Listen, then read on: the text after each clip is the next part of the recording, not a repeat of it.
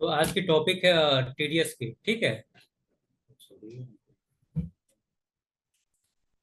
मेरी आवाज आ रही है आप लोग के पास? यस सर, आवाज आ रहा है। क्लियर है ना? हाँ, तो जो मैंने पिछले क्लास में मैंने पढ़ाया था आप लोगों को टीडीएस, बेसिक टीडीएस पढ़ाया था। तो मैं आज उसी का रिवीजन करने वाला हूँ। तो ऐसे जो भी बच्चे हैं जो आज पिछले क्लास ज्वाइन नहीं किए थे और आज ज्वाइन किए हैं, तो आप लोग मुझे ना चैट बॉक्स मैसेज कर दीजिए कि हाँ सर, मेरा आज फर्स्ट क्लास है, मैंने पिछली क्लास में ज्वाइन नहीं किया था।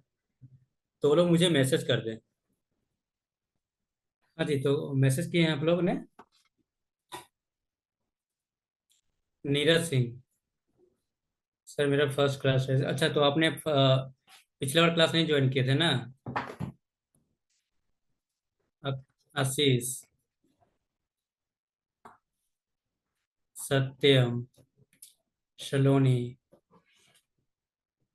रजनीश। चलिए, तो ठीक है। तो मैं आज का मैं वैसे भी जो मैंने टीचर से कल मैं पढ़ाया था तो उसका मैं आज रिवीजन करवाने वाला हूँ। ठीक है। तो आप लोग का जो भी मतलब डाउट्स होंगे, जो जो भी आज ज्वाइन किए हैं, तो उनका भी कॉन्सेप्ट क्लियर हो जाएगा। और जो पिछले बार जो क्लास ज्वाइन किए थे तो उनका रिवीजन होगा। और वो लोग मुझे बताएंगे कि हाँ सर, हाँ मैंने मैंने उसका मैंने जो पढ़ा था उसका मैंने रिवीजन किया है। तो सबसे पहले टीडीएस में क्या होता है ना कि आपको बेसिक नॉलेज जरूरी है। और एक्चुअली निशा में भी आप लोग को पढ़ाए होंगे तो बेसिक भी बताए होंगे पहले से। तो पहले से कुछ जिन लोगों को पता होगा तो सही है। तो मैं आप लोग ना आज के रिवीजन करवाता हूँ।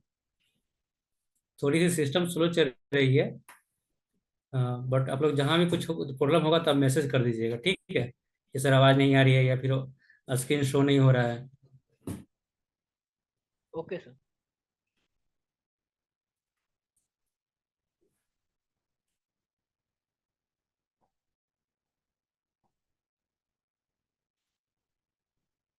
देखो, ओपन ही नहीं हो रही है, सिस्टम थोड़ा सा स्लो चल रही है।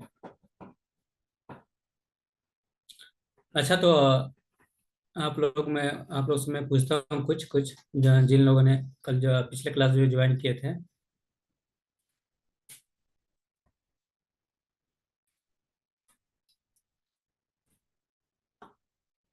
सर आपकी आवाज नहीं आ रही है। आवाज नहीं आ रहा सर आपका। आवाज़ नहीं जा रही थी? नो सर, आवाज नहीं आ रहा। अभी जा रही है आवाज़ मेरी? यस सर, आप क्लियर है, उससे मैं नहीं आ रही थी। ओके ओके, ठीक। तो सरोज जी कौन है? सरोज सरोज राय, प्रत्युष सिन्हा, ये लोग पिछले क्लास ज्वाइन किए थे मेरे। Yes sir. सरोज जी बोल रहे हैं आप? यस हाँ सर। सर। हाँ जी, तो आप आपने पिछले क्लास ज्वाइन किए थे आपने मेरे? नहीं सर। अच्छा, आप अब्सेंट थे।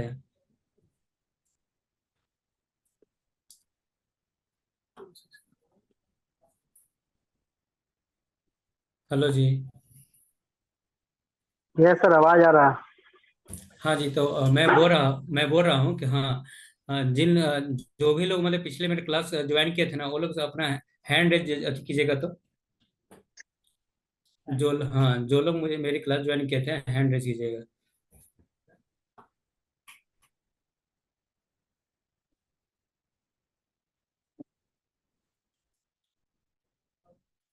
प्रफुल्ल सिन्हा। प्रफुल्ल सिन्हा कौन है? Yes sir. हाँ जी, तो आपने पिछले क्लास ज्वाइन किया था तो आपने क्या क्या सीखा था? कुछ अथी बताइए आप। कुछ याद है आपको? Yes sir, old slab rate और न्यू स्लैब रेट। अच्छा, हाँ जी। ओके। हाँ तो और हाँ तो सर दोनों का और भी लिमिट कुछ? होगा। हाँ और कुछ सेक्स। हाँ जी, सेक्शन मैंने बताया था। हाँ। Yes sir. हाँ, और भी कुछ है?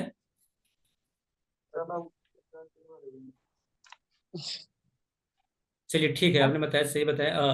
तुलसी निकी जी कौन है? निकी श्याम। हेलो जी। तुलसी जी बताइएगा आप अपने म्यूट कीजिए। Yes sir. हाँ जी, आपने मेरा पिछला क्लास ज्वाइन किया था ना, तो आप बताइए क्या क्या क्या सीखे थे आपको? सर आप टीडीएस क्या होता है ये बताए थे, फिर 10 बताए थे, टैक्स, सैलरी, एम्प्लॉय, ये सब के बारे में बताए थे। टीडीएस चार्ट, नॉन एम्प्लॉय कैसे भरा जाता है, ये सब। ओके जी, सही है जी। बोले सर, हेलो। हाँ जी, कौन बोल रहे हैं आप? सर मोनू कुमार। हाँ जी, मनु जी, हाँ बोलिए अभी। सर टीडीएस के बारे में बताया गया था सर कि टीडीएस के sir tax deducted and source होता है सर। इसका सर ओके। दो टाइप बताए थे, सैलरी और नॉन सैलरी बताए थे। सैलरी का हाँ सर 24 क्यों बताए थे और नॉन सैलरी का 26 क्यों बताए थे सर। हाँ जी। इसका सर फॉर्म बताया था सर 60 बताए थे, वो 60A बताए थे, फॉर्म बताया गया था इसका।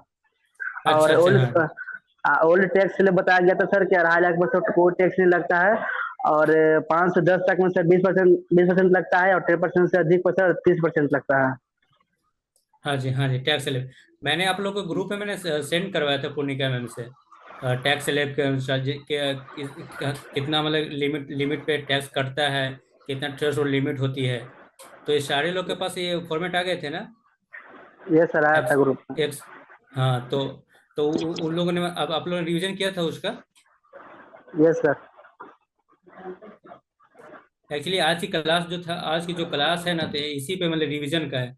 क्योंकि सर बोले थे ना कि कोई बहुत सारे बच्चे हैं जो नए हैं और बहुत सारे बच्चे ना पुराने हैं। तो ना साथ में सबको लेकर चलना है। तो आज एक दिन आप पढ़ाइए और उसका रिवीजन करवाइए। तो मैं आज आज आप लोग को रिवीजन करवा रहा हूँ, ताकि जो भी नए बच्चे हैं, जैसे पुराने बच्चे हैं उनका रिवीजन हो जाएंगे, और जो नए बच्चे हैं उनका फिर से मतलब कि रिवीजन हो जाएगा। मेरी एक्सेल सीट खुलती है तो मैं आप लोगों को बताता हूँ फिर। हाँ जी, देखिए खुल गई। नहीं, शेयर नहीं हो रहा है सर आपका स्क्रीन। एक्सेल एक्सेल सीट नहीं आ रही है आपके पास? नो सर, नहीं आ रही है। ओके जी, मैं फिर से ट्राई करता हूँ।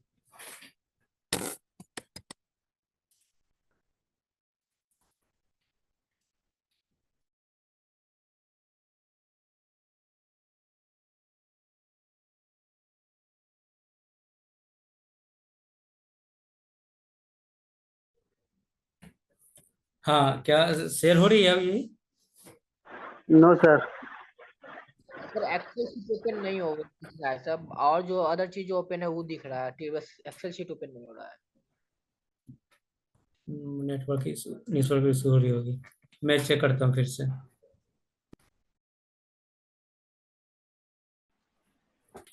हाँ जी, हेलो। यस सर, आ गया। अच्छा, हो गई है। अब यस हाँ तो सर, आ गया।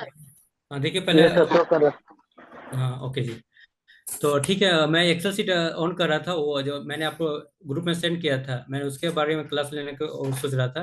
बट वो ओपन नहीं हो रहा है, और पता नहीं फॉर्मेट में कुछ प्रॉब्लम है या कुछ प्रॉब्लम होगा। तो मैं, हाँ, फिर से मैं रिवीजन क्लास करा देता हूँ। मैंने ऐसे टॉपिक मैंने लिखवा दिया था कि जो भी मैं टीचर्स क्लास आज लूंगा तो उसका सिर्फ रिवीजन रहेगा। ठीक है। तो जो भी नए बच्चे हैं उनके लिए तो सही है, और जो पुराने बच्चे जो कल ज्वाइन कर लिए थे उनके लिए रिवीजन हो जाएंगे। ठीक है। तो अब सारे लोग, मैं अब टाइम बहुत ज़्यादा निकल गया है, मैं अब क्लास स्टार्ट करता हूँ। तो देखिए, सबसे पहले क्या है टीडीएस। तो टीडीएस एक क्या है, और एक क्या, ये क्यों मतलब काटा जाता है, और कहाँ पे कटता है, तो इसके बारे में मैं सबसे पहले डिस्कशन करता हूँ। ठीक है। तो टीडीएस टीडीएस क्या होता है?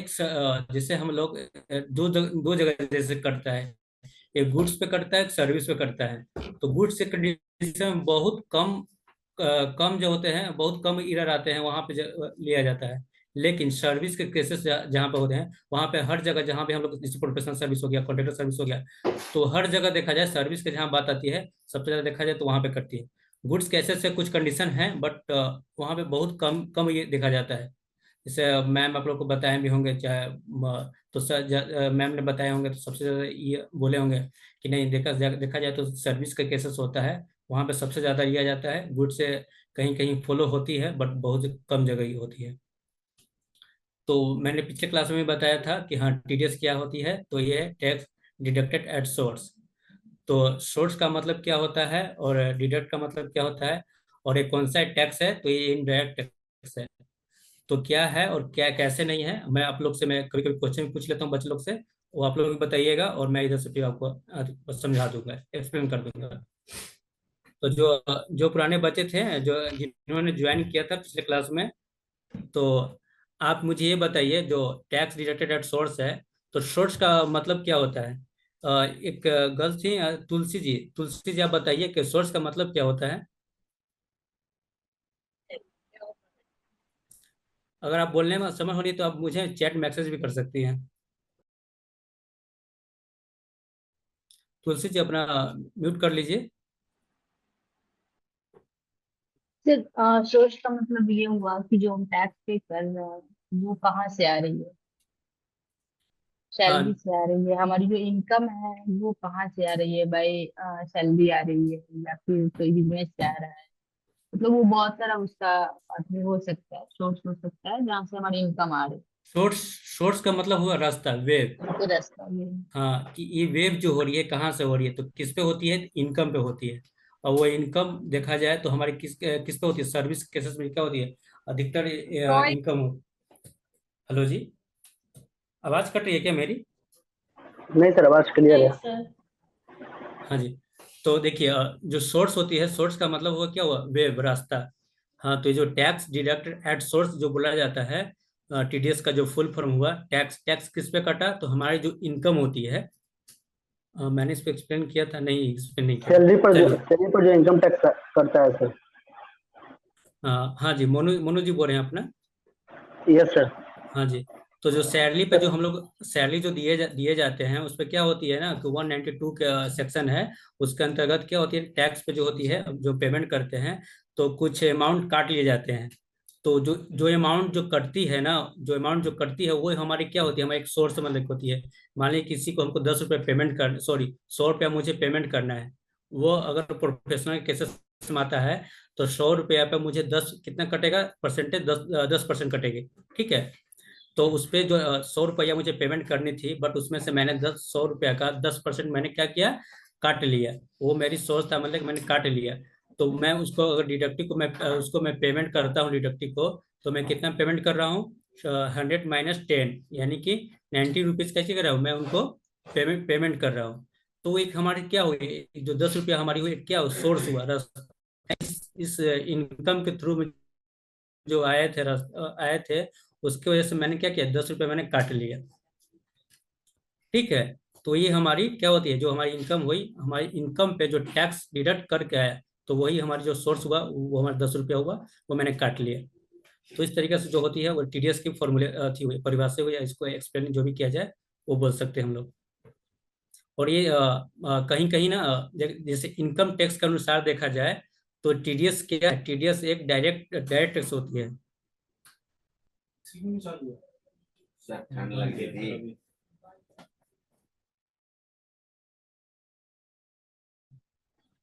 हाँ, देखा जाए तो इनकम टैक्स से देखा जाए तो टीडीएस एक डायरेक्ट टैक्स होती है। लेकिन ये क्या होती है, एक डिडक्टिव जो होती है, डिडक्टर जो होता है वो काट कर एक डिडक्टिव का गवर्नमेंट के थ्रू पेमेंट करती है।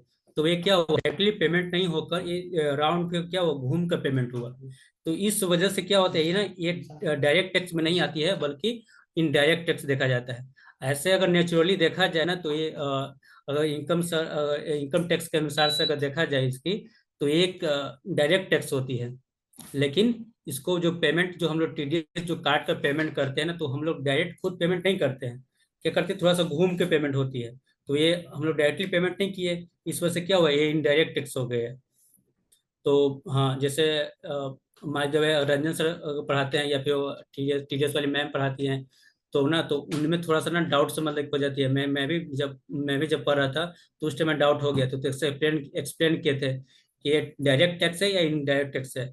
तो वही कंफ्यूजन होती है ना कि हाँ, अगर डायरेक्ट अगर पेमेंट करता हूँ मैं, तो वो क्या होती है, डायरेक्ट टैक्स होती है। बट क्या होती है ना कि मेरे द्वारा बीच में ना कोई आ जाती है, जैसे डिडक्टिव आ जाती है, तो सॉरी डिडक्टेड आ जाती है, उन्होंने काट कर गवर्नमेंट को पेमेंट किया है, इस वजह से क्या हुआ, ये पेमेंट जो हुई इनडायरेक्ट टैक्स में आ जाती है। तो ये कंफ्यूजन होते हैं डायरेक्ट टैक्स है कि इनडायरेक्ट टैक्स है। तो ये आपको मतलब ना पता करना, सॉरी, ये आपको यहाँ पे कंफ्यूजन क्लियर हो गई होगी कि सर ये टीडीएस जो है हमारी इनडायरेक्ट टैक्स है, मतलब ना सर कि कहने का ये हुआ कि अगर हमारी सैलरी से भी अगर कट रही है टीडीएस, हाँ हाँ जी। तो टीडीएस अगर वो किसी थर्ड पार्टी के द्वारा काटी जा रही है, सैलरी अगर हम जो भी पेमेंट कर रहे हैं उनके द्वारा अगर हमारा टीडीएस काटा जा रहा है, तो इसलिए इनडायरेक्ट टैक्स हो रहा है ना। हाँ जी, हाँ जी, बीच में कोई अगर आ जाती है, जिससे मुझे पेमेंट करना है, किसी किसी पार्टी को पेमेंट करना है, ठीक है, मैं जिससे मैं इनकम टैक्स की बात किया जाए तो इनकम टैक्स में क्या होती है, जब मेरे जो लाइबिलिटी जो होती है वो क्या करते हैं, मैं डायरेक्ट पेमेंट करता हूँ, ठीक है। तो मैं अगर डायरेक्ट खुद में पेमेंट करता हूँ मैं अपनी लाइबिलिटी, तो हमारी क्या होगी, हमारी, ठीक है, पीडीएस जो करती है तो क्या होती है, वहां भी लाइबिलिटीज के रूप में क्या होती है, एडजस्टमेंट होती है, सेटअप होती है। सर वो तो हम तो समझ गए, बट अगर हम डायरेक्ट टैक्स किसको बोलेंगे सर, इसका एक बार एग्जांपल बताओ। हाँ जी, तो देखिए डायरेक्ट टैक्स वो टैक्स हुआ जिसमें बीच में कोई आपके कोई सपोर्टिंग या आपका कोई जो भी हो गया, मतलब किसी हैंड ओवर, आपने किसी और को पेमेंट किया कि हाँ जाइए सर वहां पे आप किसी उसको पेमेंट कर दीजिए, यानी कि बिना सपोर्ट के आप पेमेंट किसी को करते हैं, वो आपका डायरेक्ट डायरेक्ट मतलब पेमेंट डायरेक्ट टैक्स होती है। सर जैसे एग्जाम्पल। जैसे एग्जाम्पल आप खुशबू खुशबू जी बोल रही है ना। यस। हाँ, तो आप अपनी ट्यूशन फीस होती हैं, जैसे पूर्णिका में उनको पेमेंट करती होंगे यहाँ पे, या जतिन सर को, या पटना में दिनेश सर बैठे होंगे उनको पेमेंट करते होंगे, तो आप कैश लेती होंगे सीधे, क्या करेंगे, पूर्णिका में उनको सीधे आपने डायरेक्ट डायरेक्ट कैश ही कर दिया, डायरेक्ट आपने पेमेंट कर दिया यूपीआई के माध्यम से या फिर जैसे कैश के माध्यम से, जो भी अच्छा सर, आपके। तो ये जीएसटी टैक्स, अच्छा आप समझ गए सर, जीएसटी जो टैक्स हुआ वो फिर डायरेक्ट टैक्स हुआ है ना। हाँ जी, हाँ जी, क्यों हुआ, जीएसटी, तो क्यों हुआ। क्योंकि उसमें हम सर डायरेक्ट जीएसटी पेमेंट कर रहे नहीं हैं होगा ना उसमें तो। Sir. Sir sir GST GST तो इनडायरेक्ट इनडायरेक्ट टैक्स है। नहीं, जीएसटी की बात बोल आईटीआर रहे हैं। होगा सर, आईटीआर भी आईटीआर बोल हो सकते सकता हैं। है सर, कि एक डायरेक्ट टैक्स हो सकता है। हाँ सर, क्योंकि जीएसटी भी तो सर हम किसी कंपनी को दे रहे हैं ना, कंपनी फिर वो गवर्नमेंट को दे रही है। अगर हम कोई प्रोडक्ट भी ले रहे हैं तो सर हम कंपनी को दे रहे हैं। जीएसटी अगर जैसे और tax TDS, for wealth. GST और टीडीएस ये आप इनडायरेक्ट टैक्स हुए, ठीक है। अब जीएसटी और टीडीएस इनडायरेक्ट टैक्स है, जो कि आपकी इनकम टैक्स जो होती है, लायबिलिटी जो होती है, वो आपकी डायरेक्ट टैक्स है। ये अथी होती है, लेकिन अगर आप इनकम टैक्स के अंतर्गत अगर आप पूरा उसका पढ़िएगा, तो टीडीएस बोलता है, तो बोलता है नेचुरली अगर देखा जाए तो टीडीएस एक डायरेक्ट टैक्स है, जब उसका जब पूरा पूरा पढ़िएगा तो। लेकिन अगर यहाँ पे देखा जाए टीडीएस के बारे में अगर पढ़ा जाए, क्या टीडीएस कैसे पेमेंट होती है, तो ये पेमेंट होती है, हम डायरेक्ट पेमेंट नहीं करते हैं, ये सर थोड़ा तो सा घूम। टीडीएस में तो ये भी हो सकता है ना कि जैसे अब हम प्राइवेट कैटेगरी पे जो सैलरी लेने वाले लोग हैं उसको अलग कर सकते हैं, जो गवर्नमेंट डायरेक्ट जो दे रही है, जो गवर्नमेंट डायरेक्ट पेमेंट कर रही है, जो गवर्नमेंट जॉब में है ओके उनको जो जी। डायरेक्ट आ रही है सैलरी, तो वहां पे गवर्नमेंट को टीडीएस काट के सैलरी पे कर रही है, तो सर उस कंडीशन में फिर उसको हम डायरेक्ट बोल सकते हैं सर। नहीं जी, वहां भी नहीं बोल सकते हैं, क्योंकि हम लोग वहां भी नहीं बोल सकते, क्योंकि देखिए जो काटता होगा वहां पे भी ना, तो वहां पे एक डिडक्टिव मतलब होगा, जो भी उसका ओनर होगा, कोई ना कोई गवर्नमेंट। थर्ड पार्टी होगा सर, कोई हाँ, कोई नहीं तो, डिपार्टमेंट होगा हाँ, उसमें। कोई ना कोई डिपार्टमेंट हो जरूर होगा, उसके टेन के आधार से क्या होता है ना, पैसा कटता है वहां पे। टेन, हाँ, मैंने आपको बताया था कि टीडीएस वही करते हैं जिनके पास टैक्स 10 नंबर होने चाहिए, तो उनके, हाँ, उनके आधार से वो कटता होगा, तब वो काटे, और उसके बाद फिर क्या किया उन्होंने, गवर्नमेंट को फिर चालान के माध्यम से उन्होंने पेमेंट किए हैं। तो ये क्या हो रही है यहाँ पे, third party, sorry second party जो है ना इंक्लूड हो जा रही है, जहाँ पे इंक्लूड हो जाएगी सेकंड पार्टी, वो आपकी जो भी इनकम, जो भी मतलब कि हमारी इनकम में जो टैक्स लग रही है, वो हमारी इनडायरेक्ट टैक्स हो जाएगी। तो जीएसटी जीएसटी और ये टीडीएस, ये हमारी क्या हुई, हमारी इनडायरेक्ट टैक्स हो गई, जो कि हम लोग इनकम टैक्स जो लायबिलिटी पेमेंट करते हैं, एडवांस टैक्स पेमेंट करते हैं वो, तो वो हमारी डायरेक्ट टैक्स हो गई। ये कंफ्यूजन हमेशा होती रहती है, इस वजह से मैं इस पर थोड़ा सा डिस्कशन ज्यादा कर रहा हूँ, ठीक है। चलिए, तो ये तो बात हो गई, मैं आगे नेक्स्ट आगे बताता हूँ।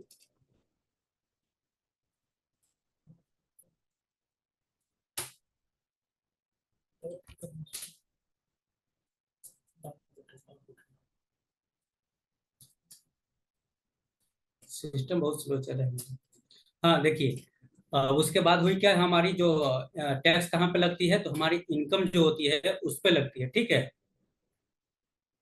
तो कोई पुराने बच्चे होंगे वो कुछ बताएंगे इसके बारे में। Yes sir. हाँ जी, यस सर। हाँ जी, एक मिनट रुक जाइए जी, मैं आपको बता, जिनका नाम लूंगा ना वही लोग बताएंगे, ठीक है।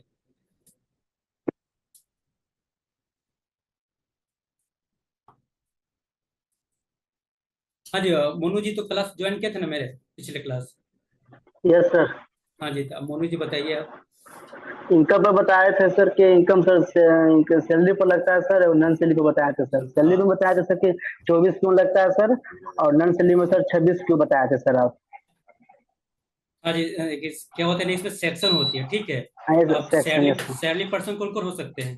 एक तो होंगे गवर्नमेंट एम्प्लॉय। जैसे अब अभी किसी बच्चे ने डिस्कशन किया था कि सर हाँ गवर्नमेंट एम्प्लॉय होते हैं, वो डायरेक्ट टेस्ट हो सकती है, ऐसे उनका क्वेश्चन था, ठीक है। सर तो ये मैंने क्या बोला। होती है? हाँ जी, ओके जी। हाँ, तो क्या हुआ ना कि जैसे सैलरी पर्सन कौन हो सकते हैं, एक तो होंगे गवर्नमेंट एम्प्लॉय और एक होंगे क्या, कौन सा बोले, अदर एम्प्लॉय। जैसे अदर गवर्नमेंट एम्प्लॉय होंगे, जैसे हम लोग प्राइवेट में जॉब करते हैं तो हम लोग हो गए, और एक जो गवर्नमेंट जॉब करते हैं रेलवे में हो गए, या फिर गृह मंत्रालय बगल में ही है यहाँ पे, तो लोग जॉब करते हैं। तो ये लोग क्या सेक्शन बटा हुआ है, सेक्शन सेम ही है, लेकिन उसमें से सिर्फ ए और बी का फर्क सिर्फ किया हुआ है, ठीक है। जो भी मतलब रेट है, जो भी है टैक्स स्लैब के अनुसार से ही उनका भी लगता है और इनका भी लगता है, सिर्फ सेक्शन का फर्क है। सेक्शन अगर 192 ये देखा जाए तो वो गवर्नमेंट एम्प्लॉय के है, और बी लग गया है तो क्या हो गया, वो अदर देन गवर्नमेंट एम्प्लॉय के है। तो सैलरी जो भी उनको मिलता होगा, उनको जो पेमेंट आती होगी उन पे क्या होगा, जो उनकी इनकम हुई, इनकम के अनुसार से जिनका जिनका जैसे जैसे टैक्स स्लैब के अनुसार से आएगा, उसके हिसाब से क्या होगा, उनका टीडीएस अमाउंट डिडक्ट होकर मतलब कि उनको मिलती होगी। तो ये आपकी हो गई एम्प्लॉय की बात हो गई। फिर होगी नॉन एम्प्लॉय की बात, अगर देखा जाए गवर्नमेंट में थी दो तरीके का सैलरी, जो एक गवर्नमेंट थी और एक है नॉन गवर्नमेंट एम्प्लॉय, ठीक है। तो उनके कंडीशन हो गए। फिर इसके बाद है यहाँ पर टीडीएस है नॉन एम्प्लॉय। जैसे जैसे एग्जाम्पल में यहाँ देखा जाए तो सबसे इम्पोर्टेंट हर जगह आपको मिल जाएंगे ये रेंट पेमेंट वाले। क्योंकि जहां भी अगर देखा जाए ऑफिस हो गए, या फिर किसी कंपनी का रेंट होगा, या फिर ऑफिस का रेंट, या तो फिर कोई छोटा मोटा कोई खोले हुए दुकान उकान शॉप होगा, उसका होगा। तो ये जो रेंट जो पेमेंट हम लोग करते हैं ना, तो ये हर जगह आपको फेस फेस करने के लिए मिल जाएंगे। तो रेंट हो गए। जैसे प्रोफेशनल के देखा बात किया जाए तो प्रोफेशनल भी लोग होते हैं, बहुत जगह लोग होते हैं कि अपना तो काम इजीली में लोग कर लेता है, लेकिन हाँ क्या होता है ना, जब कुछ बात जैसे वकील की होती हैं, सीए की होती हैं, तो वहाँ पे कुछ कुछ डॉक्यूमेंट्स होती हैं, तो वो क्या होती है, फंस जाती हैं। तो उनको लीगल पास करवाने के लिए क्या होती है, प्रोफेशनल की जरूरत होती है। तो वो भी लोग होते हैं। एक होती है कंसल्टेंसी, कंसल्टेंसी होती है। कंसल्टेंसी हो गई कि जैसे छोटे मोटे, जैसे किसी को जॉब नहीं लग रहा है, तो क्या होती है, कंसल्टेंसी के माध्यम से अपने क्या करती है, जॉब को सर्च करने के लिए या फिर अपना अति करने के लिए पता करते हैं, तो उससे से कंसल्टेंसी ऑफिस भी होती है। फिर एक कमीशन का पेमेंट हो गई। ये लोग इंश्योरेंस से जो काम करते हैं, वो लोग कमीशन पेमेंट होती है। और एक सबसे ऊपर में लिखा हुआ इंटरेस्ट पेमेंट बाय बैंक। अगर बैंक से में अगर पैसा का लेन देन अगर ज़्यादा अमाउंट में करते हैं, तो क्या करते हैं, वहाँ पे भी क्या करती है, अमाउंट अपना इंटरेस्ट के हिसाब से क्या करती है, अपना पैसा उसा ले लेती है, कमीशन हो गया या फिर उसको इंटरेस्ट जो भी कुछ बोल सकते हैं। तो इस तरीके के जो भी पेमेंट वेमेंट होती हैं और जो उनको आपको मिलेगा, तो राउंड फिगर 1 ईयर्स का देखा जाता है, उसमें से आपका जो होगा वो बैंक वाले अपने इंटरेस्ट के हिसाब से अपना पैसा पेमेंट काट के क्या करती है, आपको पेमेंट करती है। लेकिन कमीशन हो गए, कंसल्टेंसी हो गए, प्रोफेशनल हो गए। प्रोफेशनल का भी देखा जाए, मैंने आपको बताया था 30,000 का, तो वो 1 ईयर्स का होता है। हाँ, और एक इसमें और एक छोटी सी ऐड किया हुआ है प्रोफेशनल। इसमें क्या होती है ना कि जैसे प्रोफेशनल कोई किसी को हायर करता है, किसी प्रोफेशनल को, तो एक कॉन्ट्रैक्ट साइन करता है, जिसमें से किसी 1 साल का देखा जाए, 2 साल का देखा जाए, 3 साल का देखा जाए, 5 साल का देखा जाए। तो एक कॉन्ट्रैक्ट साइन होती है। ऐसे नॉर्मली देखा जाए तो 1 ही साल का लोग साइन करवाता है। तो अगर 1 साल के अंदर कॉन्ट्रैक्ट साइन किया है, तो 30,000 रुपये अगर थ्रेशोल्ड लिमिट इसकी प्रोफेशनल की है, अगर वो क्रॉस करती है, तब इसका आप 10% काटिएगा। लेकिन कंडीशन दूसरा हो गया कि अगर कोई कॉन्ट्रैक्ट साइन 5 साल के करवा लिए, ठीक है, तो 5 साल करवाने के लिए तो उसमें आपको देखा जाएगा, जैसे ही आपका 30,000 रुपया मिनिमम 5 साल तक कोई किसी प्रोफेशनल को हायर कीजिएगा, तो 30,000 तो लिमिट तो क्रॉस करना ही हो ही जाएगा। तो उस कंडीशन में आप चाहे यहाँ पे आप। थोड़ा सा इंटरप्रेट करना चाहेंगे। प्रोफेशनल इन द सेंस कि अगर हमारी कोई बिजनेस है, अगर हम हाँ जी, सीए हायर कर रहे हैं क्योंकि हमारी तो हाँ बिजनेस जी। है, तो वो सब सारी चीजें उनका जो भी है हमारा अकाउंटेंसी के लिए, तो वहां पे जो हम्म। हम उनको सर पेमेंट देंगे पर मंथ 6,000, तो सर उससे ऊपर पर जब जाएगी। पर मंथ बात नहीं होती है। देखिए प्रोफेशनल फीस होती है ना, क्या करती है ना, ये कमीशन बेसिस अनुसार से मतलब करती है कि आपका इतना काम है, इतना काम करवाना है, तो वो एक फिक्स अमाउंट डिसीजन करते हैं। ठीक है, वो कि कॉन्ट्रैक्ट आपके साइन इतने करते अमाउंट हैं। में, हाँ सर समझ गए, इतना अमाउंट में आपका ये सारी चीजें हम करके दे देंगे। तो फिर हाँ सर तो इसमें, आप, हाँ तो आप, हाँ जी बोलिए, आप बोलिए। तो फिर हम इसमें ये क्वेश्चन सर कह रहे थे, तो कितना मतलब इसका तो सर कोई क्राइटेरिया होगा ना, कि अगर आप इतना से ज्यादा आप किसी प्रोफेशन को दे रहे हैं तो वहां पे आप टीडीएस काट सकते हाँ जी, देखिए मैं आपको यही यहीं पर डिस्कशन करना था। पिछले क्लास में मैंने डिस्कशन नहीं किया था, बट आज मैं डिस्कशन करने वाला हूँ प्रोफेशनल बेस पे। एक्चुअली क्या होती है ना कि आप किसी सीईओ को हायर कीजिएगा, तो मान लीजिए कि हाँ आपका 1 ईयर का कॉन्ट्रैक्ट बनता है या 2 साल का कॉन्ट्रैक्ट बनता है, तो आपको मान लीजिए कि 2 साल में भी आपका किसी सीए से आप हायर किया जाए, तो आपके पास वर्क जो होती है, वर्क लोड वो बहुत कम है। ठीक है, तो आप 10,000, 15,000, 20,000 रुपया, 25-30,000 से आप 29,000 तक ले मानिए मिनिमम। 29,000 से नीचे में आप कहेंगे 2 साल के लिए सीईओ किसी हायर कर लिए कि हाँ सर आपका सिर्फ साइन की जरूरत पड़ेगा, जो भी डॉक्यूमेंट्स अरेंज करना होगा सब मैं खुद से कर लूंगा, क्योंकि हमारे पास जो अकाउंटेंट है वो एक्सपर्ट अकाउंटेंट हैं, तो सिर्फ आपके साइन की जरूरत पड़ेगी। तो साइन का चार्जेस अगर सीए का देखा जाए तो मेरे ख्याल से ज़्यादा होगा नहीं, 5 से 10 रुपया हो गए। तो चलिए कि 1 साल का होगा, आपका हो गया 10,000 रुपया। 2 साल का कॉन्ट्रैक्ट साइन किए हैं तो कितना होगा, 10 से 20,000 रुपये हो गया। तो 30,000 तो लिमिट क्रॉस किया नहीं आपका जो कॉन्ट्रैक्ट साइन हुआ था। तो उस कंडीशन में क्या करेंगे हम लोग, इस पर टीडीएस नहीं काटेंगे, और मैं उनको जब जब साइन करवाएंगे तो मैंने साइन करवाएं, तो उस टाइम जो अमाउंट हुआ, पेमेंट अमाउंट हुआ मान लीजिए 10,000 रुपया, तो उस टाइम मैंने पेमेंट कर दिया, तो 10,000 पूरा पेमेंट कर दी। लेकिन यहाँ पे मैंने पिछले क्लास में मैंने बोल दिया था ना कि हाँ 1 साल का तक देखा जाता है, तो 1 साल तक देखा जाता है, बट ना साथ में ना कॉन्ट्रैक्ट देखा जाता है कि कितने दिन तक कॉन्ट्रैक्ट इनके साथ बना हुआ है और कितने अमाउंट पर बना हुआ है। अगर मान लीजिए कि 3 साल का मेरा कॉन्ट्रैक्ट बन गया सीएसए के साथ में, और अमाउंट जो है मेरा मान लीजिए कि 2 लाख रुपया है, या फिर 1 लाख रुपया है, या 50,000 रुपया है, जो भी अमाउंट है, ठीक है, थ्रेशोल्ड लिमिट से मेरा ज्यादा हो गया, तो आप अगर उनको फर्स्ट पेमेंट भी करते हो 5,000 रुपया का, 1,500 रुपया, सॉरी 5,000, 15,000 का, 20,000 का पेमेंट करते हो, तो भी आप उस कंडीशन में क्या कर सकते हो ना, 10% टीडीएस काट के ही पेमेंट करोगे। ये मैं बोलना चाह रहा था। तो ये बात आप लोग को सर समझ में आया यहाँ तक? सर आया, बट हम ये नहीं कहेंगे मतलब कितना तक सर, कितना फीस तक हम टीडीएस नहीं काट सकते। जैसे तीस हाँ जी, तो हजार से देखिए, अगर नीचे होगा तो फिर हम टीडीएस नहीं काट सकते हैं। 30,000 से पार जैसे करेगा वैसे हम टीडीएस पर लगा सकते हैं, काट सकते हैं। हाँ जी देखिए, आप लोग को ये सामने सामने दिख रहा है आपको? Yes sir. हाँ जी, मैंने एक चार्ट भी भेजा था, वो मेरे सिस्टम में ओपन नहीं हो रहा है, वरना मैं आपको दिखाता हूँ वहाँ सर पे। एक्चुअली ये इससे देखिए, पिछले वाला जो क्लास है वो मैंने अटेंड किया नहीं था, इसलिए थोड़ी सी कंफ्यूजन हो रही है। ओके जी, ओके, हाँ अगर आप क्लास ज्वाइन किए होते ना, उसमें मैंने ओवरव्यू दिया था, और फिर मैंने इस वजह से रिवीजन ले लिया है, ताकि कुछ ठीक है नए सर, बच्चे कोई आते नहीं, रहते हैं वो और हम कुछ समझ बच्चे जाएंगे। अपसेंट कर जाते हैं। यस। हाँ जी, तो देखिए ये सर सेक्शन सर आपकी है सर 194 जे। हाँ जी बोलिए। हाँ जी, प्रोफेशनल सर्विस में सर सेक्शन कितना होगा सर? हेलो। क्या मैंने यहाँ पे लिखा हुआ आपको दिख रहा है? 194 J. Yes yes yes. Yes sir. Sir salary, आपको सर सैलरी का सर? आपको स्क्रीन पर दिख रही है? सर सैलरी का सर दिख रहा है सर। सैलरी का 190 192 ये होता है गवर्नमेंट के लिए, और 2 नाइन। होती है जो अदर देन प्राइवेट जो जॉब करते हैं उनके लिए। आवाज मेरी जा रही है? आ रहा है सर, ब्रेक होकर आ रहा है, फिर से बोलिए तो एक बार। ओके जी, म्यूट कर। हाँ जी, तो देखिए मैं आपको ये इस पर डिस्कशन करने वाला था, प्रोफेशनल फीस पे, ठीक है। अगर, हाँ देखिए, मैंने आपको थोड़ा देर पहले मैंने बताया था थ्रेशोल्ड लिमिट कितनी है, 30,000 रुपया, प्रोफेशनल फीस की 30,000 रुपया है। अगर मान लीजिए कि मैं कॉन्ट्रैक्ट साइन, मैं सीए किसी सीए को अपने कंपनी के लिए काम करवाने के लिए मैं कॉन्ट्रैक्ट साइन करवाता हूँ, 2 साल, 3 साल, जो भी है, 5 साल, 1 साल, 6 महीना, 5 महीना, जो भी है, ठीक है, कोई 1 महीना, कोई 10 दिन के लिए कॉन्ट्रैक्ट साइन करवाता है कि सर 10 दिन तक ले मेरे यहाँ ऑडिट होने वाले हैं, तो सर थोड़ा सा कुछ प्रॉब्लम है, तो आप मुझे ना थोड़ा सा ओवरव्यू, थोड़ा सा मेरा सेटअप कर दीजिए, अकाउंटिंग का काम है या कुछ भी का है, तो लोग ऐसे ऐसे अधिक करते हैं, कॉन्ट्रैक्ट साइन करवाते हैं, ठीक है। तो कॉन्ट्रैक्ट फर्स्ट इंपोर्टेंट का जो मैंने उस पिछले क्लास में मैंने बोल दिया था 1 साल का, तो 1 साल पर डिपेंड नहीं करता है, इसे 1 साल देखा जाता है, जहाँ पे कॉन्ट्रैक्ट साइन नहीं है तो वहाँ पर इसे राउंड फिगर देखा जाए तो 1 साल का देखा जाता है, जैसे कॉन्ट्रैक्टर का साइन में हो गया, और केसेस में 1 साल का देखा जाता है।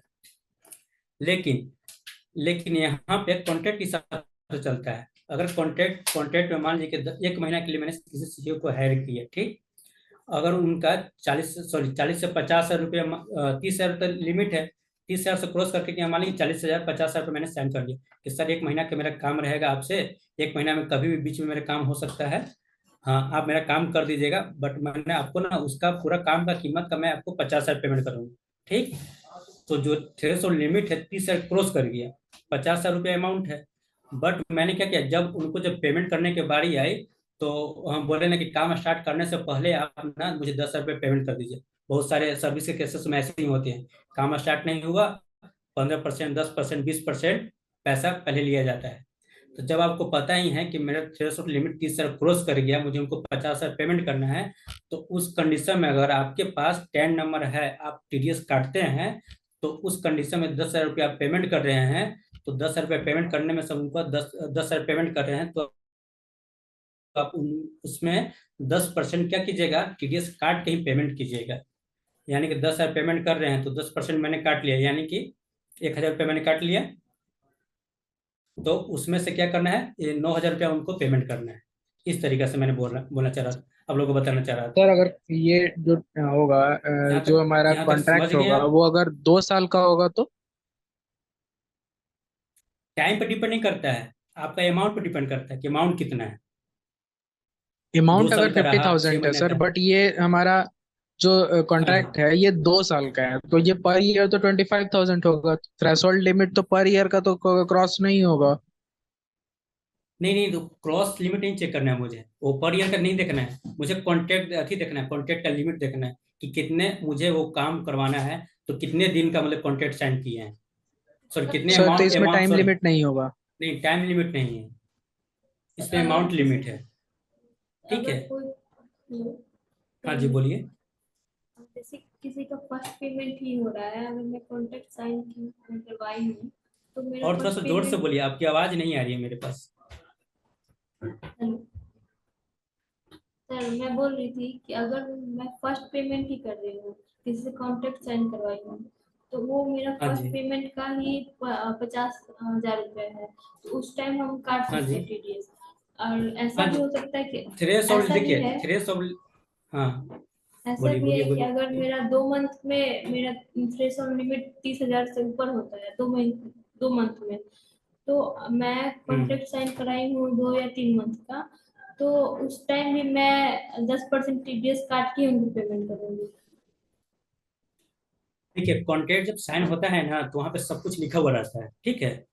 हाँ, उनके आपके जो कंपनी का नाम, वहाँ पे जो कंपनी होंगे, ऑफिस होंगे, जो भी होंगे, पार्टनरशिप इंडिविजुअल होंगे, जो भी होगा, फॉर्म होगा, तो उनका नाम होता है और पूरा एक पेज का कॉन्ट्रैक्ट बनता है, ठीक है, 1 पेज 2 पेज 3 पेज जो भी होता है वो बनता है। उस पर सब कुछ लिखा हुआ रहता है कि आप सीए हिमांशु कुमार, हाँ आप मेरे कंपनी के जो अकाउंट्स हैं, हाँ प्रोफेशनल लीगल जो वर्क है, ये सब आप ना मुझे, हाँ एक फिक्स अमाउंट यानी कि 1 लाख, मान लीजिए 1 लाख नहीं, मान लीजिए 28,000 रुपये, ठीक है, 28,000 रुपया में आप मुझे, हाँ वर्किंग डेज वहाँ पे अगर लिखा हुआ रहता है, वहाँ पे 9 महीना तक, 9 मंथ तक, मान लीजिए कि 1.5 साल तक लिखा हुआ है, 2 साल तक लिखा हुआ है, मान लीजिए कि सी एस सर, मान लीजिए जान पहचान के मेरे करीबी हैं, तो मान लीजिए कि 3 साल 5 साल तक मान लीजिए सपोर्ट, 5 साल तक मान लीजिए, 5 साल तक आपके सी एस सर काम कितना में करेंगे, मान लीजिए 28,000 में काम करेंगे, तो आपका थ्रेशोल्ड लिमिट का काम वर्क नहीं होती हो रहा है ना, वो लिमिट क्रॉस तो नहीं कर रहा है 30,000 से, यस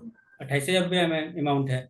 तो उस कंडीशन में मान लीजिए कि 5 साल देखा जाए कि 5 साल तक मेरे सीए सर काम करेंगे मेरे लिए, जो भी लीगल छोटे मोटे वर्क होंगे वो सब पूरा सेटलमेंट करवा देंगे, लेकिन अमाउंट कितना टोटल पेमेंट करना है मुझे, 28,000 पेमेंट करना है। तो उस कंडीशन में आपको जो भी अमाउंट उनको पेमेंट करते हैं, मान लीजिए कि 1 साल हम उनको पेमेंट किए 5-6 रुपये किए, फिर सेकेंड साल मैंने सेकेंड ईयर मैंने पेमेंट किया कितना किया, मान लीजिए कि अमाउंट देखा जाए तो 12,000 10,000 8,000 जो भी अमाउंट पेमेंट किए, तो उस कंडीशन में मेरा लिमिट क्रॉस नहीं कर रहा है 30,000 रुपया, तो मैं टीडीएस उस पर नहीं काटूंगा, बस यही फर्क है। अगर वही अमाउंट 28,000 से बढ़कर 2 लाख 3 लाख 5 लाख अमाउंट मान लीजिए कि 30,000 क्रॉस कर जाता है, मान लीजिए 32,000 रुपया हो जाता है, 32,000 मान लीजिए, तो अगर उनको फर्स्ट ईयर में अगर 5,000 ही पेमेंट करता ना, तो उस पर भी मैं 10% टीडीएस काट को मैं पेमेंट करता। ये मैं सिखा रहा था आप लोगों को, बताना चाह रहा था,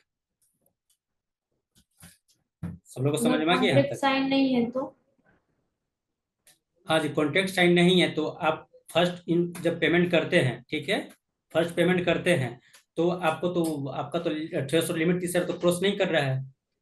तो आप जो फर्स्ट पेमेंट मान लीजिए कि 20,000 का किए तो आपको 20,000 रुपये पेमेंट कर देना है। लेकिन आपको देखना है कि हाँ वही सीए हैं, वही अथी हैं, फिर वो उनसे सेकेंड टाइम फिर से मेरा वर्क आ गया, काम आ गया 1 साल के अंदर, उस टाइम देखा जाता है। 1 साल के अंदर फिर से देखा जाता है कि हाँ 1 साल के अंदर मेरे पर्स मान लीजिए मंथ ऑफ सेशन शुरू होती है अप्रैल से, मैं मुझे अप्रैल मई मई में मुझे काम पड़ा, वर्क पड़ा, मैंने 20,000 का मैंने काम करवा लिया सीएसआर से, ठीक। उसके बाद फिर मई के बाद गुजर गया मेरा जून, जुलाई, अगस्त, सितंबर। सितंबर में मुझे फिर याद पड़ा कि अरे नहीं सीएसआर से फिर मुझे काम करवाना है और मेरा उनसे अथी करना है। तो उस टाइम गए वर्क करवाने, तो वो बोले कि इस टाइम मैं आपसे पैसा लूंगा। तो फर्स्ट टाइम मैंने 20,000 लिया था, इस बार भी मैं 20,000 रुपये लूंगा आपसे। तो ठीक है, तो 20,000 तो उन्होंने पेमेंट कर दिए थे बिना टीडीएस काटे हुए। लेकिन अब मैं पेमेंट करूंगा 20,000 रुपया फिर से मंथ ऑफ सितंबर में। तो मेरा थ्रेशोल्ड लिमिट 20,000 कितना हो गया, 40,000 रुपया हो गया। तो मेरा क्या हुआ, लिमिट मेरा क्रॉस कर गया, ठीक है।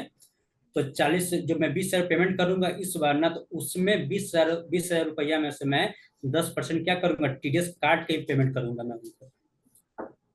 फर्क यही है अगर कॉन्ट्रैक्ट साइन नहीं हुआ है तो इस तरीके से ना आपको मतलब देखना पड़ेगा टैली के, जो आपके टैली के लेजर में होंगे जैसे प्रोफेशनल के केसेस में आती है।